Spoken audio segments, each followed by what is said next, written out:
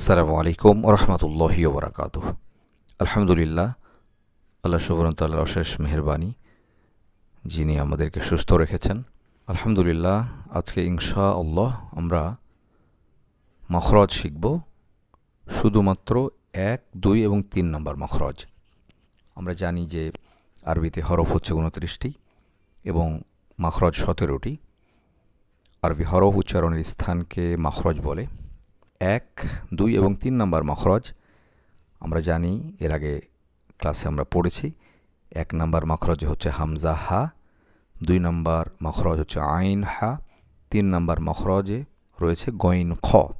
আজকে আমরা যেহেতু বিস্তারিত পড়ব, এই জন্য একটি ছবি বিশ্লেষণ করে আমরা বুঝতে চাই যে তার আগে হচ্ছে যে এই 6টি হরফ হামজা হা, আইন হা, গইন খ, এটাকে হরফে হালকি বলে, অর্থাৎ হলক থেকে উচ্চারণ হয়।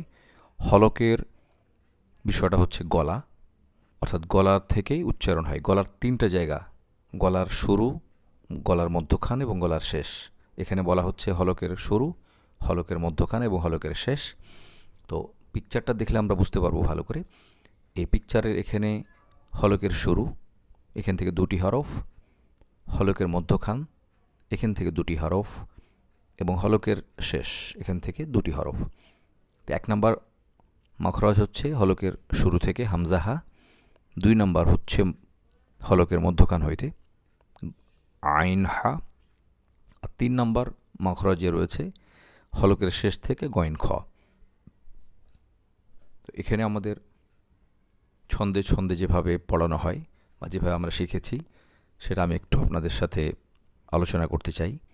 সেটা হচ্ছে এরকম যে 1 নম্বর মখরজ হলকের শুরু হইতে হামজা হা, 2 নম্বর মখরজ হলকের মধ্যখান হইতে আইন হা, 3 নম্বর মখরজ হলকের শেষ হইতে গইন খ। এখানে 1, 2 এবং 3 নম্বর মখরজের মধ্যে 2 নম্বর মখরজটা খুবই গুরুত্বপূর্ণ, এই জন্য যে এই উচ্চারণটা একটু কঠিন।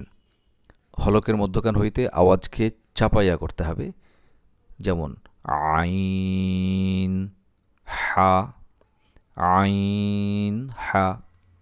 তো আমরা যদি প্র্যাকটিস করি তাহলে পরে এটা আমাদের জন্য সহজ হবে। বিশেষ করে 2 নম্বর মখরজের উচ্চারণটা, 1 নম্বর এবং 3 নম্বর সহজ। এটা আমাদের যদি আমরা উচ্চারণ করি হামজা হা, গইন খ, কিন্তু এখানে আমাদের আইন হা, এটা বেশি বেশি করে চর্চা করতে হবে, তাহলে পরে আমাদের এটা আয়ত্তে চলে আসবে ইনশাআল্লাহ। আজকে এ পর্যন্তই। সুবহানাকা আল্লাহুম্মা ওয়া বিহামদিকা আশহাদু আল্লা ইলাহা ইল্লা আনতা আস্তাগফিরুকা ওয়া আতুবু ইলাইক। আসসালামু আলাইকুম ওয়া রাহমাতুল্লাহ।